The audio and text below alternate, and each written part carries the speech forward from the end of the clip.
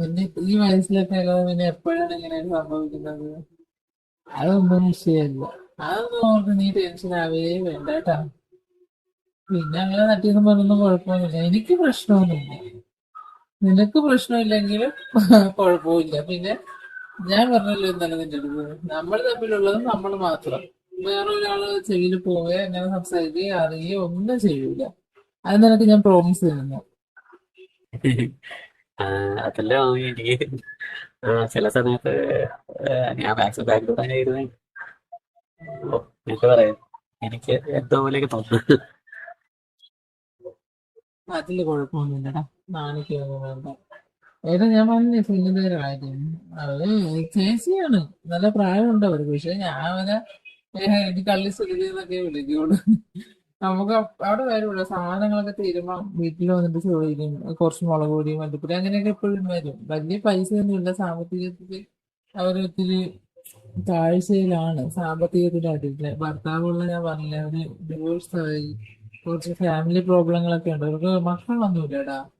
അപ്പൊ ആ ഒരു അതാണ് ഞാൻ നിന്റെ അടുത്ത് പറഞ്ഞ അവർ ശ്രദ്ധിച്ചു നോക്കിക്കോ, ബാക്കി ഞാൻ പറഞ്ഞു തരാം. അപ്പൊ അവർ നമ്മളെ വീടിന്റെ അടുത്തല്ലേ. അപ്പൊ തീരെ പൈസയൊന്നുമില്ല. എപ്പോഴും അവർക്ക് ബുദ്ധിമുട്ടാണ്. പക്ഷെ ഇപ്പൊ അവർ ഒരാൾ മാത്രമേ ഉള്ളൂ. അവരമ്മ ഉണ്ടായിരുന്ന ഈ ഇടയ്ക്ക് വെച്ചാണ് അവര് മരിച്ചു പോയത്. പിന്നെ അവൾ ഒറ്റയ്ക്കായി. പിന്നെ നമുക്ക് നോക്കാനും കാണാനൊന്നും ആരും ഇല്ല. അങ്ങനെ ഒരു ദിവസം ഇവളെ ഫോൺ തറയിൽ വീണ് ഡിസ്പ്ലേ പോയി. അപ്പൊ എന്റെ അടുത്താണ് ഓടി വന്നത്. അന്ന് നിന്റെ മാമൻ പൈസ അയച്ചില്ല, ഒന്നും അയച്ചില്ലായിരുന്നു. മാമൻ അവിടെ എന്തോ ചിട്ടിയുടെ എന്തോ ആയിട്ട് അന്ന് അയക്കാൻ പറ്റിയില്ല. അങ്ങനെ ഇവൾ ഓടി വന്നിട്ട് ചോദിച്ച്, എടി കുറച്ച് പൈസ ഉണ്ടെങ്കിൽ തരുമോന്ന് ചോദിച്ചു. ക്യാഷ് എത്ര? 1000 വല്ലതും ഉണ്ടെങ്കിൽ എന്റെ കയ്യിൽ കാണുമല്ലേ ചില്ലറ പൈസകള്. ക്യാഷ് എത്ര എടി? എത്രയെന്ന് പറഞ്ഞാൽ തരാന്ന് പറഞ്ഞു. അപ്പൊ പറഞ്ഞ എനിക്കൊരു 4000 വേണമെന്ന് പറഞ്ഞു. ഞങ്ങൾ 4000 ഒന്നും ഇപ്പൊ തരാൻ കാണൂലടി. 1000 വല്ലതും വേണമെങ്കിൽ ഞാൻ തരാൻ പറഞ്ഞില്ല. 1000 പറ്റൂല. ഫോണിന് ഡിസ്പ്ലേ മാറ്റണമെങ്കിൽ 4500 ആവും. അതിൽ 500 അവർ ഡിസ്കൗണ്ട് ചെയ്ത് തരാന്ന് പറഞ്ഞു. അപ്പൊ ഞാൻ കടയൊക്കെ ചോദിച്ചു. അപ്പൊ ആ കവലയിലുള്ള കട എന്നടി എന്ന് പറഞ്ഞു. അപ്പൊ ഞാൻ പറഞ്ഞു, "അയ്യോ, അത്രയൊന്നുമില്ല. ഒരു കാര്യം ചെയ്യ്, നീ ശരിയാക്കാൻ കൊടുത്തിട്ട് 2 ദിവസം കഴിഞ്ഞിട്ട് വാങ്ങാൻ പറഞ്ഞു." അപ്പോഴത്തേക്ക് ചേട്ടൻ പൈസ അയക്കും. അപ്പൊ ചേട്ടൻ്റെ അടുത്ത് ഞാൻ ചോദിച്ചിട്ട് നിനക്ക് തരാന്ന് പറഞ്ഞു. പക്ഷെ എന്റെ കയ്യിൽ പൈസ ഒന്നും ഇല്ലായിരുന്നടാ. ഉണ്ടെങ്കിൽ ഞാൻ കൊടുക്കും. നിനക്കറിയാലോ, ഞാൻ അങ്ങനെ പൈസക്കൊന്നും ശീലമില്ല. എല്ലാ സാധനങ്ങളും ഞാൻ കൊടുക്കും. ഉണ്ടെങ്കിൽ ഡ്രസ്സ് ആവട്ടെ എല്ലാം കൊടുക്കും. അങ്ങനെ ഇവള് അത് പറഞ്ഞിട്ട് പോയി. പിറ്റേ ദിവസം വന്നിട്ട് ഞാൻ ഇവിടെ വീട്ടിൽ എന്തിനോ പോയി, എന്തോ സാധനം കൊടുക്കാനാണ് പോയത്. മറ്റേ കാർഗോയില് ഇതിന്റെ വേണം സാധനങ്ങളൊക്കെ അയക്കൂലേ. അപ്പൊ ഞാൻ ഈ അണ്ടിപ്പരിപ്പ് മുന്തിരി അങ്ങനെയൊക്കെ സാധനങ്ങളൊക്കെ അയക്കുമ്പോ അവർക്ക് കുറച്ചുകൊണ്ട് കൊടുക്കാം. അവർക്ക് അതില്ലല്ലോടാ കൊടുക്കാനും. അപ്പൊ അത് ആ സമയത്ത് വന്നു. അങ്ങനെ ഞാൻ കുറച്ച് അത് ഇതെല്ലാം കൂടെ അവർക്ക് വേണ്ടി ഒരു ടിന്നിലാക്കി എല്ലാം കൂടി സെറ്റ് ചെയ്ത് എല്ലാം കൂടെ കൊണ്ടുപോയി വീട്ടിൽ പോയപ്പോഴത്തേക്ക് ഫോൺ ഇവളെ കയ്യിൽ ഇരിക്കുന്നത്. ഇവള് വിളിച്ചപ്പോഴത്തേ ഇവള് ഇറങ്ങി വന്നു. ഇവള് ഫോണിൽ ആരും സംസാരിച്ചോണ്ടിരിക്കുകയാണ്. പെട്ടെന്ന് കട്ട് ചെയ്തിട്ട് വന്നു. നോക്കിയപ്പോഴത്തേക്കും ഫോൺ ഡിസ്പ്ലേ ഒക്കെ മാറ്റി സെറ്റ് ആക്കി.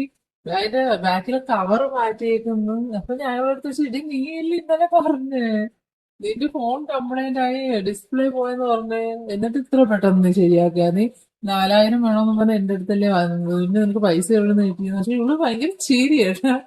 അങ്ങനെ ചോദിച്ചു, നീ അത് ചിരിക്കും, നിന്റെ ചിരിയിൽ ഒരു കള്ളത്തരം ഉണ്ടല്ലോ ഡി, പറയടി കള്ളി സുരുതെന്ന് ചോദിച്ചു. എങ്ങനെ തുടങ്ങണം, എവിടെ നിന്ന് തുടങ്ങണം എന്നൊന്നും എനിക്കറിയത്തില്ല. ഇപ്പോൾ ഫേസ്ബുക്കിലൊക്കെ വൈറലായിക്കൊണ്ടിരിക്കുന്ന വീഡിയോ എന്റേതാണ്, എന്റെ ഫോട്ടോയാണ്.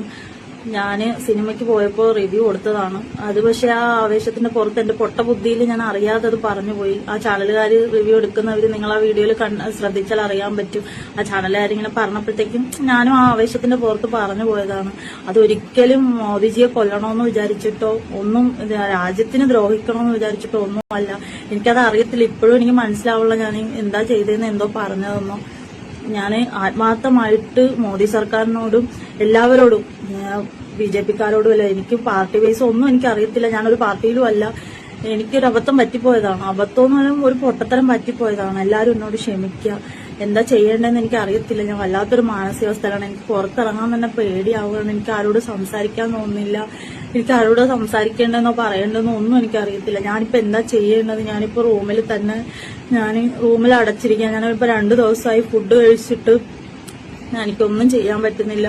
നിങ്ങളെല്ലാരും ഇത് എന്താ എത്തിക്കേണ്ടവരിൽ എത്തിക്കാം. അത് വൈറലാക്കിയതുപോലെ തന്നെ ഇതും പറയുക. കാരണം ഞാൻ അറിഞ്ഞുകൊണ്ട് ചെയ്തല്ല, ഞാൻ മനഃപൂർവ്വം പറഞ്ഞതല്ല, ഒരിക്കലും അല്ല. ഞാൻ സത്യമായിട്ടും പറയുക, ഞാൻ മനഃപൂർവ്വം പറഞ്ഞതല്ല. അവന്റെ പൊട്ട ബുദ്ധിക്ക് ഞാൻ അറിയാതെ പറഞ്ഞു പോയത്. എല്ലാവരോടും ഞാൻ ക്ഷമ ചോദിക്കുന്നു. അറിയാതെ പറഞ്ഞതാണ്. നിങ്ങളുടെ വീട്ടിൽ നിങ്ങളൊരു മോളെ പോലെ കരുതി, അല്ലെങ്കിൽ നിങ്ങളൊരു സഹോദരിയെ പോലെ കരുതിയിട്ട് എന്നോട് ക്ഷമിക്കണം. ഞാൻ അറിയാതെ പറഞ്ഞതാണ്. സത്യസന്ധമായിട്ട് ഞാൻ മാപ്പ് ചോദിക്കുകയാണ്. എന്നോട് ക്ഷമിക്കണം.